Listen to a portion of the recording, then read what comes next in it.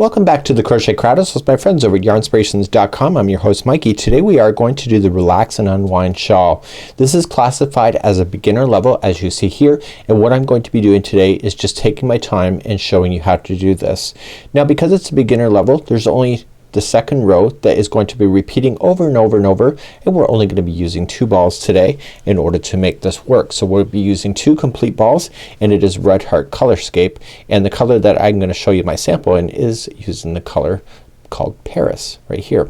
So it's really neat, and it does transition in the coloring as you see here in the model. It's actually a lot of fun and addictive to work with, and so I'm going to be taking my time for beginners today, and there is time markers in the comments of this video as well as the video description if you'd like to fast forward, if you'd like to keep this moving along.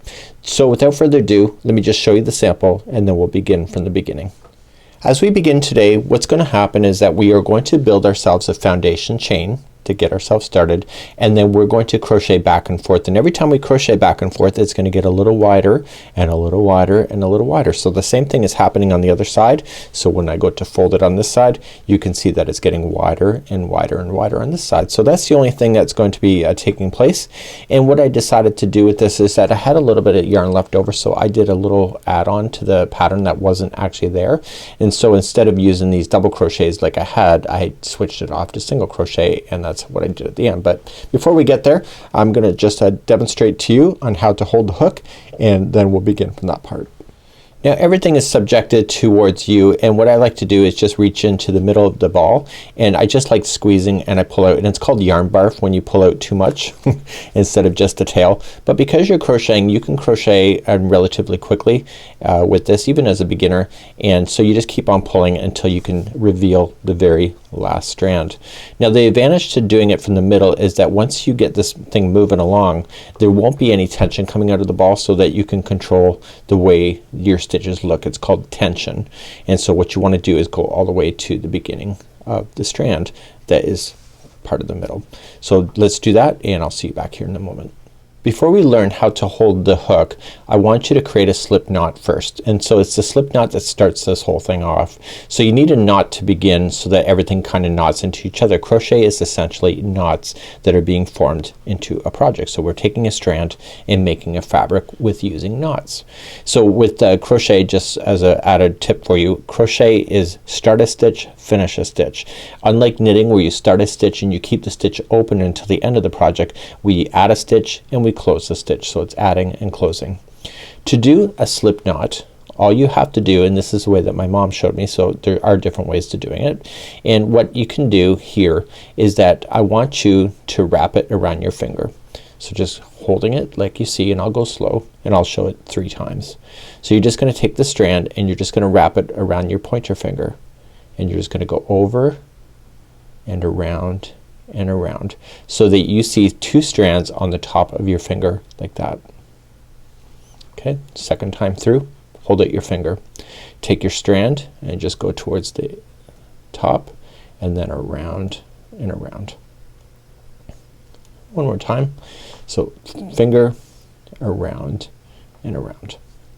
Once you have that done, I want you just to use the other 3 fingers and your thumb to kind of pinch it together like this. Okay, so exactly how you have it in your hand. So you're wrapping around twice and then pinch. And by pinching it, you're keeping the tension with these 2 strands here. Now I want to play the game of leapfrog. That's how I describe it. So this is the back of the frog. This is the frog at the back of the line. This is the frog in the front of the line. So our goal is for the back of the leapfrog to go over the front one, so he's in front or she's in front or they're in front. So we're gonna take this frog and we're gonna jump over. I'll show it to you twice. And once it's over, this frog is so excited but really upset that he's on the back of the line now, or they're on the back of the line. So you're gonna pick that one up and he's gonna jump over that other frog, but he's gonna be so excited that he jumps on over the finger completely, and that is your slip knot right there. So let's demonstrate again. So we're gonna wrap around the finger and pinch. The game of leapfrog, this one's in the back, this is the front of the frog. So this one here is going to jump over, and then this one is so upset that it's in behind that it's gonna jump, and it's gonna jump so far it's gonna go right up over top of the finger, and that will be the the slip knot right there. So just kind of pull on it, and that knot there is the beginning of a great story waiting to happen.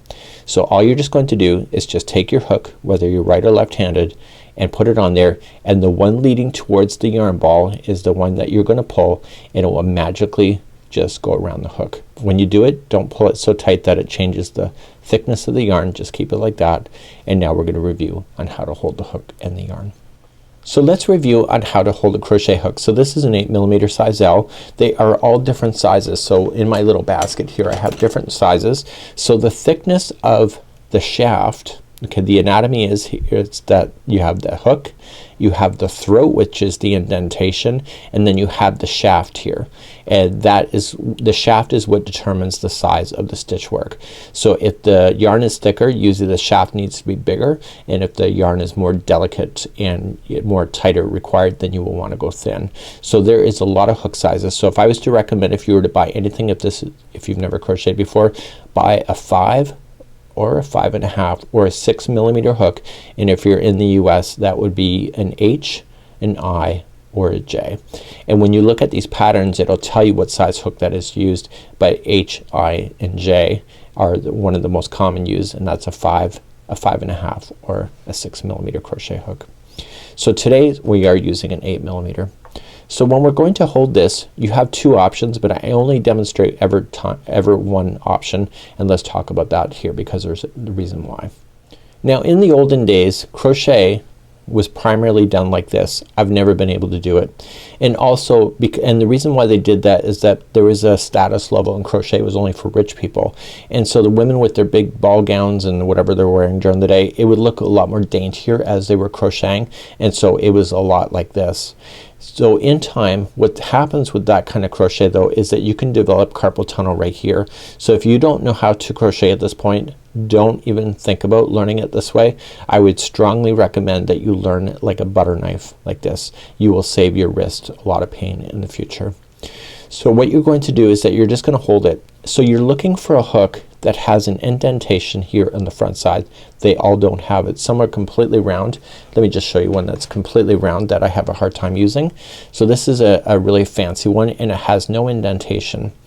The thing about it is that when it has a thumb indentation just like here, when I put my thumb on there, it automatically wants to rest flat back into my thumb. When there is no indentation, I can't look away.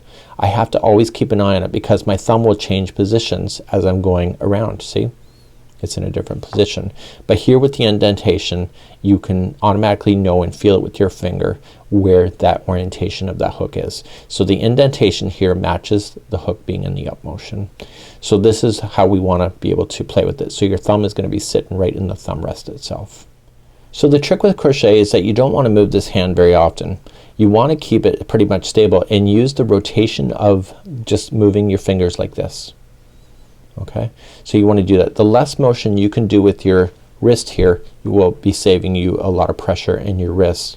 Also when I'm crocheting, it's my feeding finger that will get tired here versus the hook, and you will see why that will be in the future.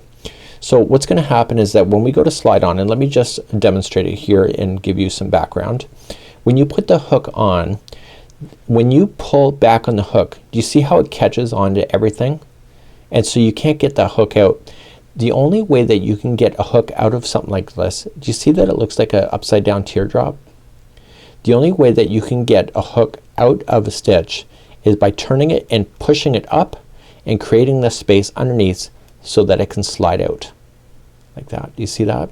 So if I pull up and I have it to the side, it still catches, but if it's completely upside down, you're going to be able to get it out. So when you're working with crochet, you can slide in, but you always have to slide down. So see how it's in the up motion? I just rotate my thumb and down, and it comes right out. Okay, so if I don't go all the way down, I'm always going to snag like that.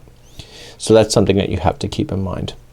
Now let's cover on how to get the yarn in this hand to feed the hook itself. This is the magic hand. So the hook has everything that you want to do, but everything is controlled by the opposite hand, whether you're left or right. So wherever the yarn is coming from, this is what it's going to be. I don't like to ever wear jewelry. It's just not my thing. I don't wear watches. I don't wear jewelry. So what's gonna happen is that the space here in between is a locking mechanism that you have that will clamp down on the yarn, but this finger here, you know how you hold tea and you have that finger up in the air, instead of it like the Queen of England having her pinky up in the air as she drinks her tea, in our cases we're using this finger to control tension. So when we don't want any more yarn from the ball, we slam this shut and then you will have tension, and if it's too loose, then this finger we jump up to create that extra tension that we need. So you're going to notice a constant movement of these hands here and here. Now some people, because of arthritis and whatever, they have spaces in their fingers, so some people actually rotate the yarn around their hand like the pinky there in order to get that to slam shut.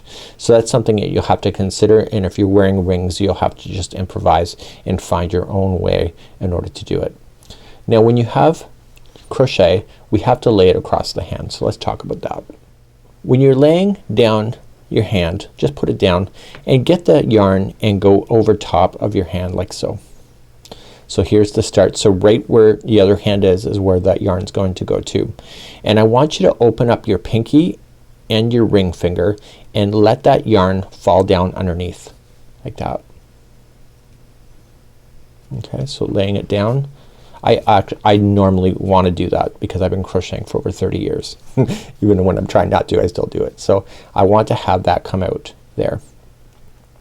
And what I want you to do is slam this shut, okay, and you should have tension like this.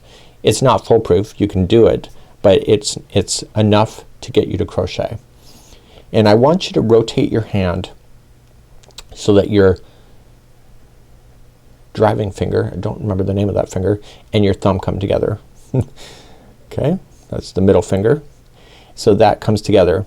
So if I want this to be tighter, I can raise this up and I get more tension, and if I need more strand, I can just lower that down and I have more to work with. So I told you that this finger is operating the tension. This finger is naturally just slammed in behind as being shut, but if I want more yarn to go onto the project, I just release it a little bit and more will come out. Okay, so whenever I need tension and there is no tension, I can just raise this up and have it, and I also have this closed in behind. Does that make sense? Okay, so let's get our hook onto this. So let's create a slip knot once again.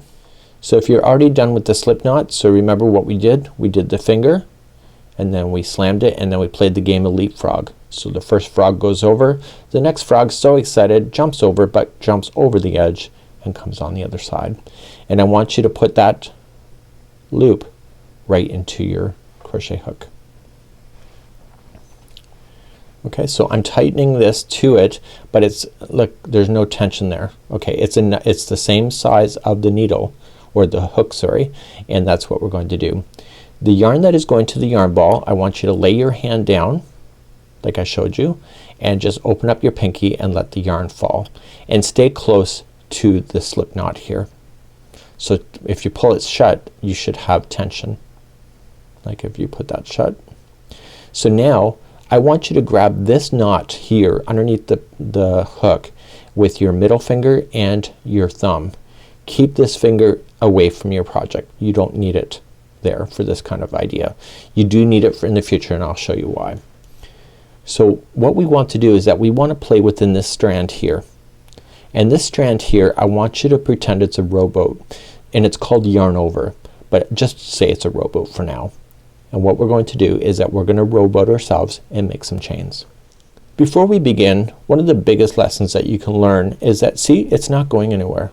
So you don't have to hold this like it's like, you can be relatively loose. It's not going anywhere.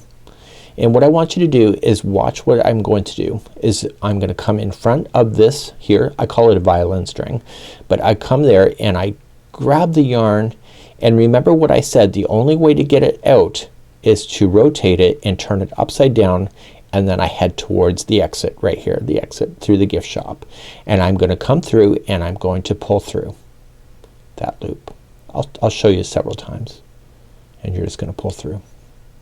Now you want to move this so that it captures the shaft, which is the flat section right here, and that just made the stitch the same size as the hook. Now you're going to let go of that knot and grab right with the one that you were just in, and so we shift forward and we rotate the hook, noticing that I'm not moving my wrist and I'm just pulling back, and the yarn is being fed through the other side. So I'm gonna let go and grab, and watch, I'm gonna turn my hand over. So when I turn my hand over, you can see as I'm grabbing through, see, it's just naturally pulling the yarn through my hand to the chain. So let it go and back and pull through and push forward, let go and back and forward, let go, back and forward. Now I've been crocheting for a lot of years, like over 30 years, so I'm making it look easy, but if you're new to crochet, do not give up. It will be a lot tighter for you if you're new, because the motion is not considered natural to you like it is for me. So what I want you to do is just keep chaining. Get used to the motion and get over the fear that you're going to ruin everything. Because the advantage of crochet versus knitting is that when in doubt, you can pull out and reset yourself. And I want you to keep on going.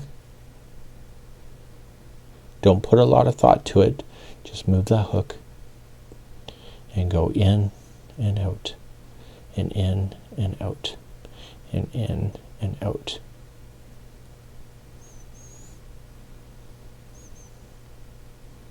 Do you get it?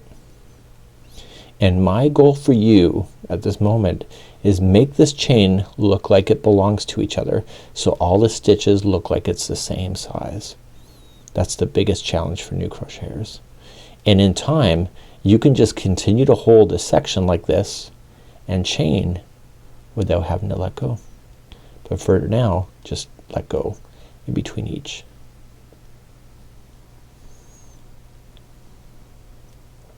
Okay. So I'm going to demonstrate for you right now on how to single crochet. It's not in this pattern, but it's a beginner tutorial, so why not? To single crochet, I want you to visualize yourself on the ground floor of a house. Now when you do single crochet, it's the first story of a house. Half double crochet, it's the second story of the house. Double crochet is the third story of the house. And the reason why I explain it this way is that we have to get to the roof of any of the size houses that we're about to do. So in single crochet we have one story of a house, so therefore the roof is just one story away. And when that happens is that we have to build up in order to be playing. So we're gonna be like Spider-Man of jumping from roof to roof.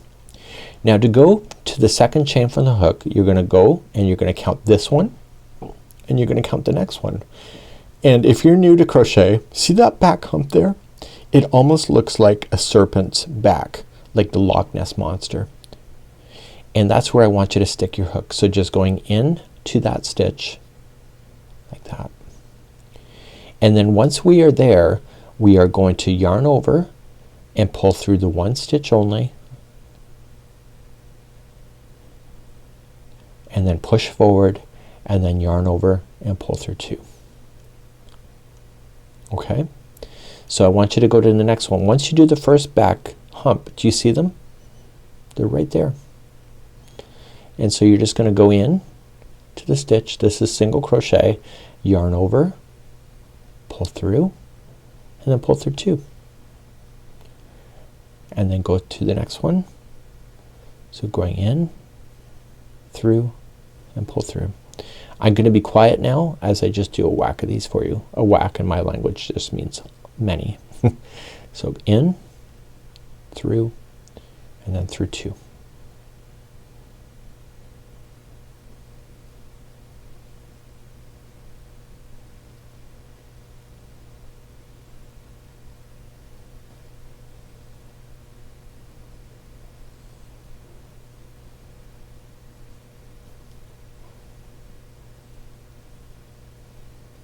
How you doing over there? Are you doing good?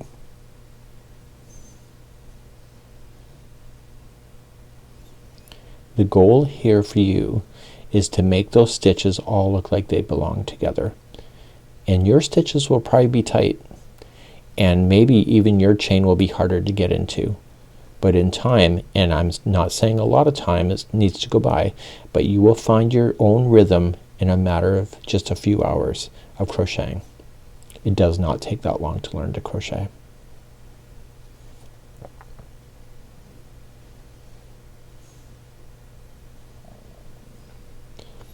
So if you're feeling lucky, we're gonna turn our work. We're not done this chain, but this is just a demonstration, and I'm going to stop here, and I'm gonna turn my work, and I'm gonna show you the half double crochet next. So when we turn our work, we just turn it and then get ready to go back up. So the second story of the house will be half double crochet. Let's come back in just a second. Now in half double crochet, when we go to start a new row, it's usually chain 2. Sometimes the designers say that chain 2 is a stitch itself. Other designers say that it's not, and you'll have to refer to the instructions for that. Usually I don't say that that's a stitch because it just never looks right. So in my opinion. So the first stitch, this is the house. We just climbed to the second floor of the house, the second story, and now we're going to go across. The first stitch is directly just straight on down in the foundation of this house, because this chain 2 is not counted as a stitch.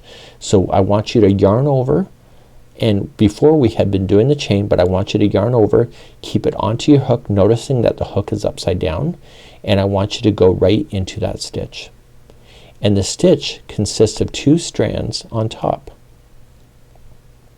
and you're going to yarn over, pull through, and then the secret here, because it's half double crochet, when you yarn over the next time, you're going to go through all 3 of those loops. So 1, 2, and 3. I'm going to demonstrate this several times. So the next stitch is sitting right beside there. Do you see it? Right there. So yarning over and then going right through the stitch, and you will have the 2 strands of that stitch sitting on the top. Yarn over, pull through, and then yarning over and pulling it through all 3 loops. A lot of clothing and a lot of tighter stitches are done with half double crochet. Okay, I'm going to be quiet for a bit as I continue to do more, and I'm going to go all the way back to the other side.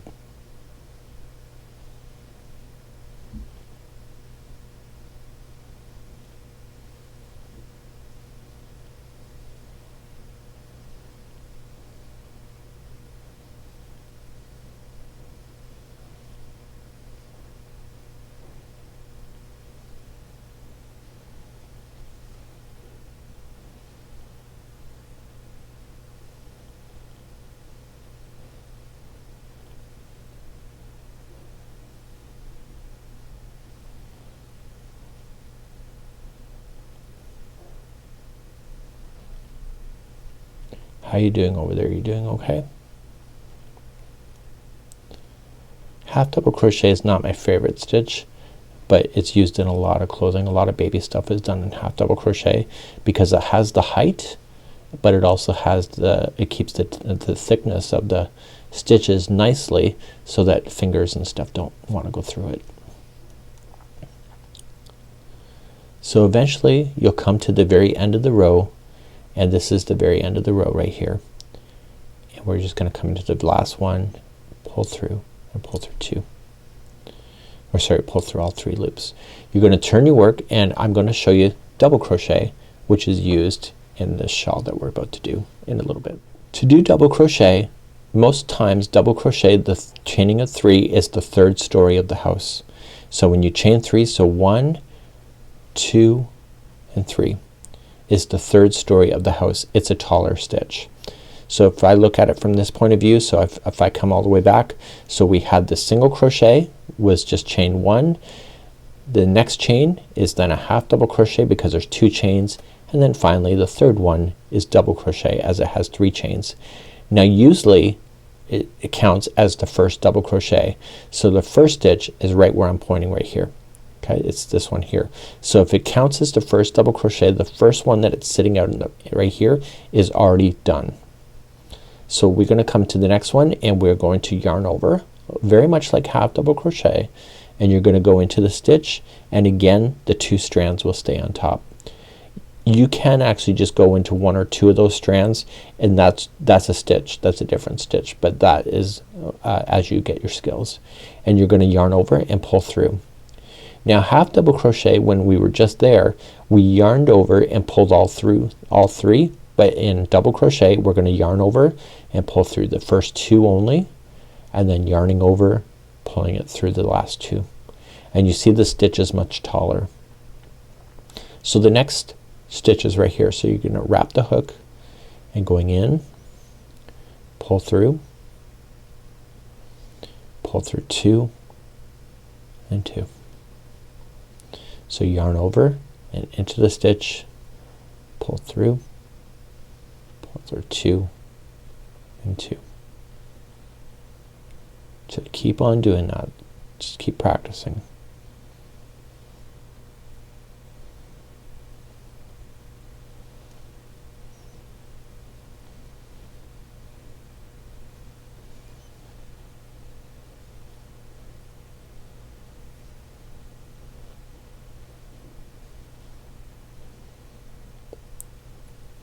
And in time you'll get faster and faster to the point where you will find your own rhythm and your own speed. Crochet is not a race, my friends. It's a hobby. It's meant to be fun. It's not meant to stress you out on the speed. Some people can crochet really quickly. I'm not one of them, but I am determined, so I don't take a lot of breaks. So I appear to get a lot of stuff done. That's because I'm manic about it. So I'm gonna come all the way to the end of the row. And because the last row had a chain 2 that does not count as a stitch, this chain 2 right here is not a stitch when it's half double crochet below.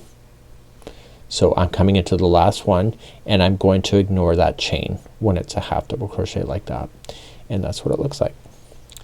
So I'm going to demonstrate for you the treble, which will be the final demonstration for this one, and that will cover all the stitch work that we need to know for our shawl. So let's turn our work and begin to do a treble. So the treble is the next step up in crochet. So we started with a single, a half double, a double, and now a treble is the next layer. So if this was chain 1 for single, chain 2 for half, chain 3 for double, if treble is the next one up, how many chains do you think there's gonna be? There's gonna be 1, 2, 3, and 4. So this house has 4 stories on it.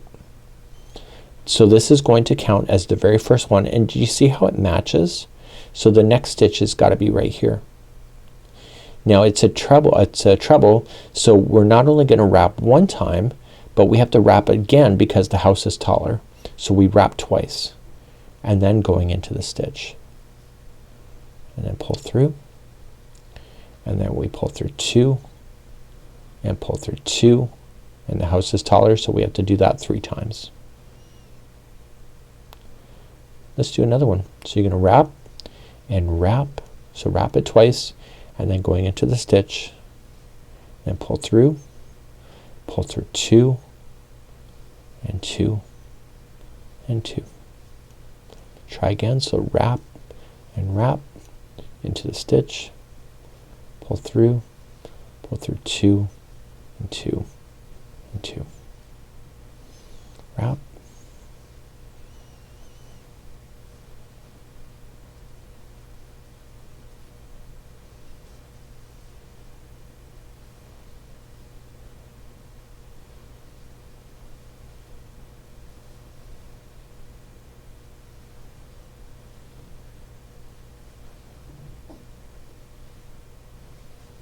how you doing now? You doing okay?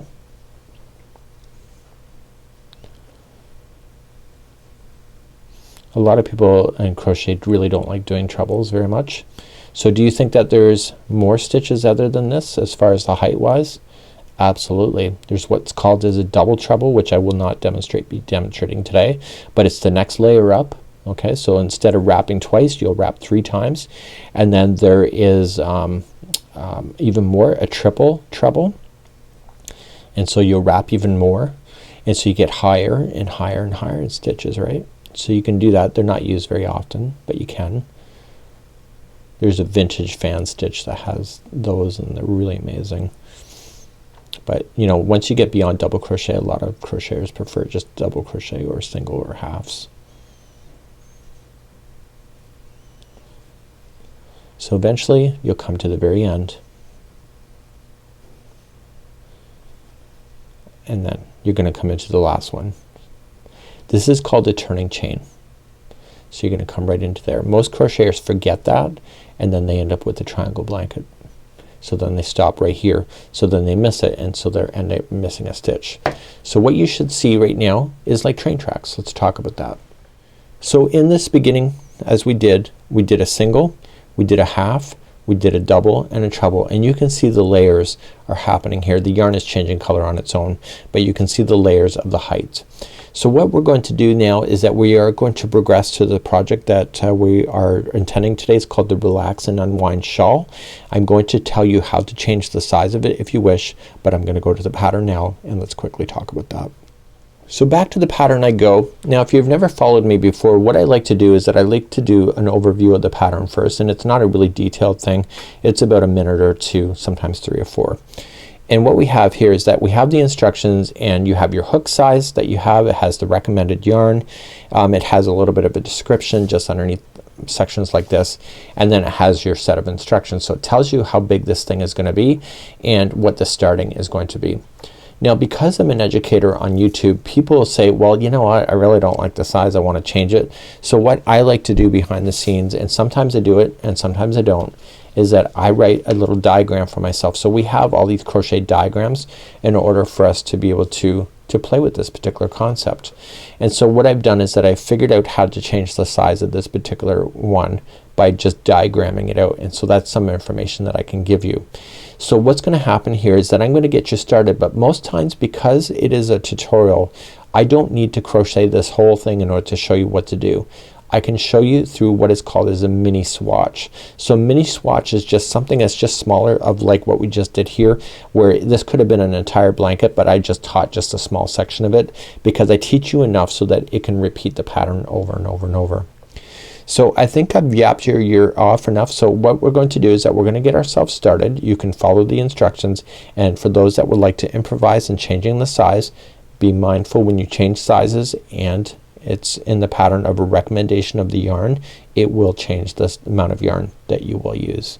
So you should be using a 9mm size M13. I don't have that in hand. That's a hard hook size to find, so I'm substituting with a L is in Larry with an 8mm crochet hook. So L is the US size, and 8mm that you see here is the Canadiana and the UK and the metric sizing. Let's begin and start. So let's begin our journey. We are going to create a slip knot to begin, and I've already demonstrated how to do this slowly. We're gonna slip in our hook. Now if you want this shawl exactly as is, all you just need to do is just start chaining.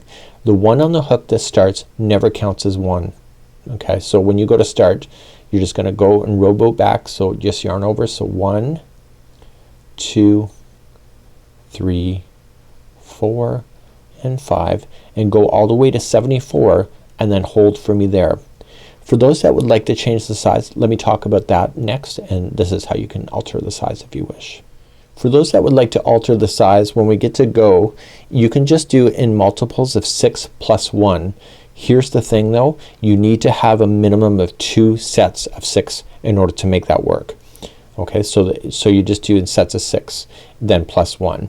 So if you don't know what that is and you're beginning, what we do is we chain in sets of 6. So 1, 2, 3, 4, 5, 6, and then because I just told you you need 2 sets in order to make this work, you have to do at least 1 more set. So 1, 2, 3, 4, 5, 6.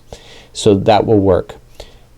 At the end of the chain, all you just need to do is 6 plus 1. So at the end of the chain, once you're happy with the width of it, you just have to add 1 chain.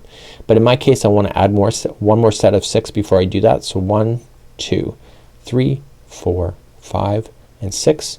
And when I'm happy with it, make sure you just chain 1, and that chaining 1 will keep you in balance. And then we're going to move on then to officially row number 1. Let's begin. This is classified as a beginning tutorial, so I will be taking my time as we begin row number 1. Row number 1, we are going to count to the 5th chain from the hook. So to do that, here's number 1, number 2, number 3, number 4, and number 5. So just count it back. So don't count the 1 on the hook. It's 1, 2, 3, 4, and the 5 right where I'm pinching. And remember how we went on the back hump? I want you, we're gonna do a double crochet there. So yarn over and go into the back hump of the 5th chain from the hook, and just going in, and then yarn over, pull through 1, and then yarn over, pull through 2 and 2. That was a double crochet. So this chain that I just skipped all over, that's considered a treble in this particular pattern. It says that as well. In that same chain where I just put that last one in, I want to put 2 more double crochets in there. So just yarn over and then go into the same chain, and then pull through, and pull through 2 and 2. One more time, yarn over and into the same chain, pull through 2 and 2. So your ends will always look the same. You'll have 1 treble, which that represents here, this chain that you skipped over, and then the 3 double crochets in a row. Now we want to do a chain 2. So 1 and 2, which you already know how to do, and in the chain where we are, you're gonna skip the next one. See the back hump of the serpent? So 1, 2, and go to the 3rd one. It's right there. And I want you to put 4 double crochets in a row, which means that this one is going to have a double crochet, and the next 3 in a row will also have that. So there's going to be a total of 4. So see the next serpent's back right there? It's like the Loch Ness Monster's back out of the water. It's the way that I look at it. And I'm gonna double crochet myself so that there's gonna be 4 of those in a row. So I can see 2 so far, and do another one,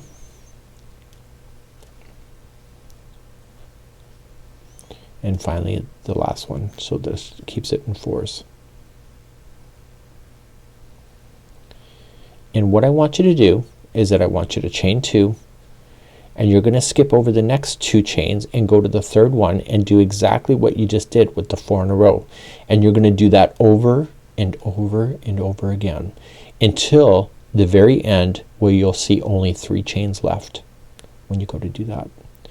So what I want you to do is that we're gonna continue our journey. So I'm gonna skip 2 and do the next 4 in a row.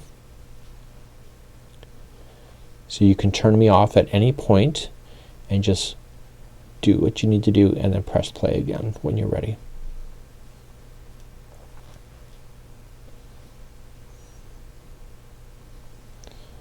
Okay, so eventually you'll come to the end of your chain, just like you see here.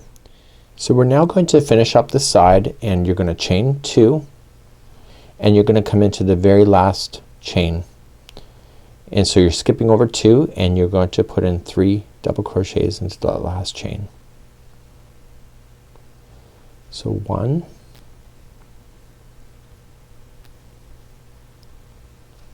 2, and 3. But we're not quite done. We have a treble that we need to put in there, so we're gonna wrap twice, and in the same stitch put that in, pull through 2 and 2 and 2.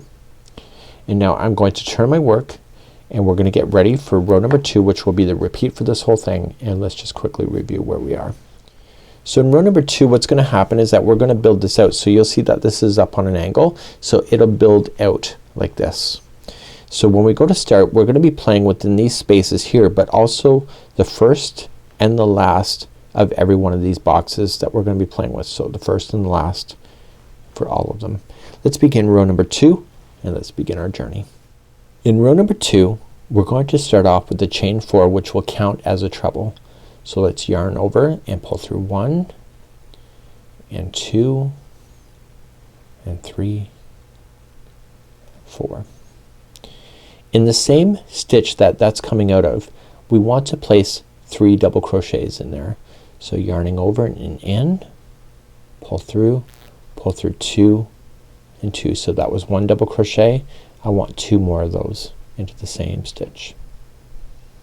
So the ending is always, sorry, the beginning of the row is always going to be this. So we chain 4 out and then we put 3 into that one. Before we can move on to the next section, we have to chain 2 and we're gonna come into this stitch here before the space. It's the third one away. See 1, 2, it's the third one in this case. So you're going to double crochet in that one, right in the top of that stitch, and then in this chain 2 space you're going to double crochet twice. So going right into the space itself, don't go into any stitch work, and just go right into the space and it will hold it into there. But you're not done yet. You have to go into this stitch just in this beginning one right here. So you are creating 4 in a row like you were before. The difference is that the first one is in a block, the middle 2 are in a space, and the fourth one is in the next block. So you're going to chain 2, 1 and 2. So start the next one. So you're gonna come into the one that's ending the block. The next 2 will be in the space itself.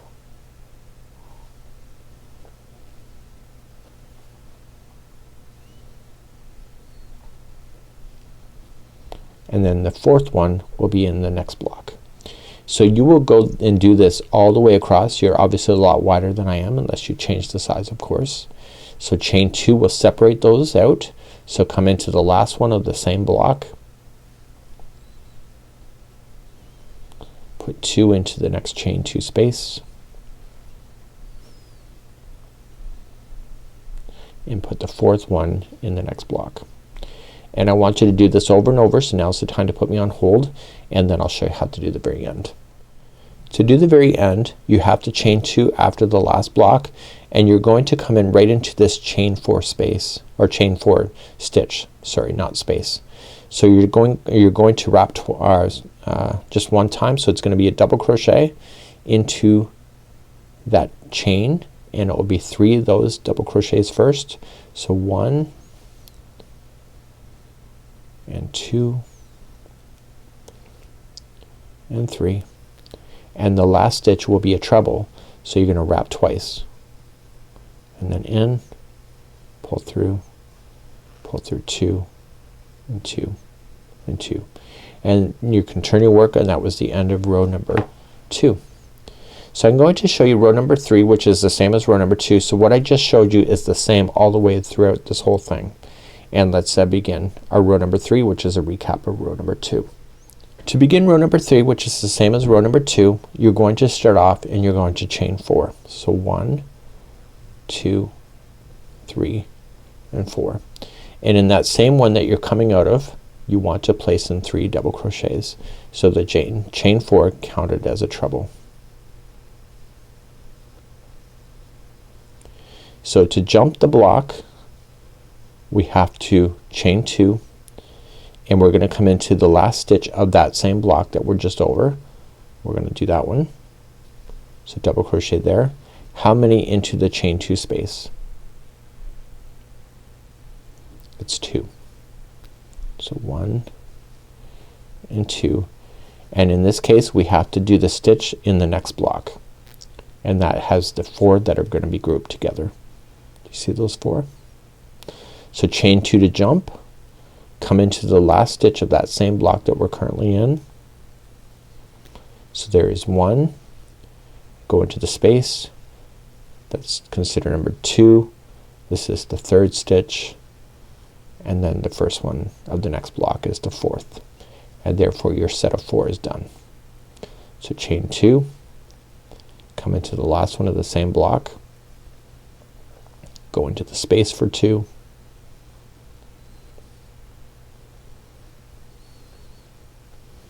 and then the starting of the next block, and there's your next grouping of 4. So you'll do this over and over and over until you get to the other side, and then I'll show you how to finish.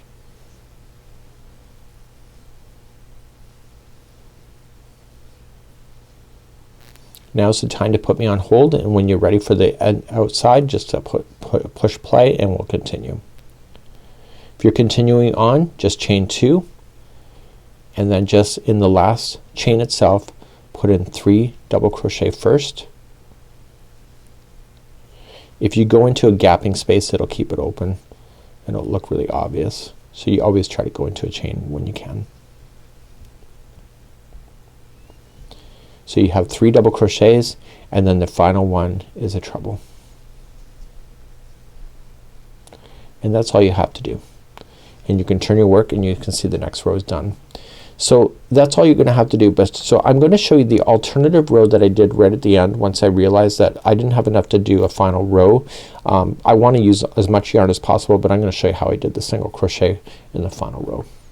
So I just went back and forth, and I had enough yarn to go all the way across, but not in this stitch work. I could do a single crochet. You can make that decision on your own. So the last row is actually the neckline that will wrap around the top of your shoulders. This here will be on your upper back area. Okay, so this is the lowest part, this is the highest. To do the final round, I chained 2 and I half double crocheted into the beginning one. So yarning over, going in, pull through, and then I pulled through all 3 loops, and then I single crocheted. Okay, so I chained 2, I half double crocheted into that same one, and then I did a single crochet. So I chained 2 to jump, and in the last block, sorry, the block that we're in, I'm going to single crochet only. So just going in, pull through 2, and in the chain 2 space I single crocheted twice. So just wrap and going in. So just go around the space, and then the very first one I single crocheted, and then we're gonna jump. So chain 2 to jump. So do the last one, the chain 2 space, there's 2 of those single crochets in there, and then the beginning of the next one, and then chain 2 and jump. And so that's how I finish mine. So you can make a decision on what works for you. So I like to use as much yarn as possible without having to throw anything out. And if you would like to make yours bigger, you just get another yarn ball and just keep on going. And then you can even have it wider if you would like to. So the width is really up to you and how you would like to do it.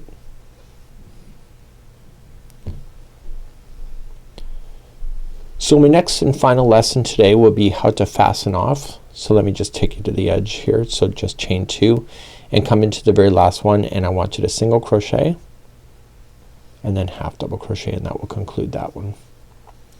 So let me show you how to fasten off using a tapestry needle in order to have the best look possible. To have the best look possible, what you can do is just trim your yarn so it leaves enough yarn here so that you can throw it through a tapestry needle, and just yarning over, pulling it through the final loop and just tug on it. That will lock it, but it won't prevent it from falling out. So you have to take this yarn here and put it onto a tapestry needle. And what you want to do is that you want to take it through a different section underneath the stitch work. Okay, so I'm going right in the middle of the stitch work itself, and I'm just pulling it through. And when I pull it, I don't want to change the shape. I'm doing it so that it's tight, but it's not like reefing on it. Going through a slightly different path back to where you were, and then finally the last pass is another slightly different path going back in the other direction. So this is called weaving in the ends, and you can use a tapestry needle, and now I can safely cut that down into the project and you'll never see that ever pop out on you. And you want to do that with any of your loose ends that you have. So when I started crocheting, I would just weave them in with my hook and they always would fall out. So any ends that you have like that, you just want to keep it within the same color. So here's another one here. I'm just gonna go underneath the stitch work. So I go through once, and I go through another one twice, and then finally a third time. And it just takes a few moments. And therefore you can have the security that your ends will never fall out on you. And then you can just safely cut it.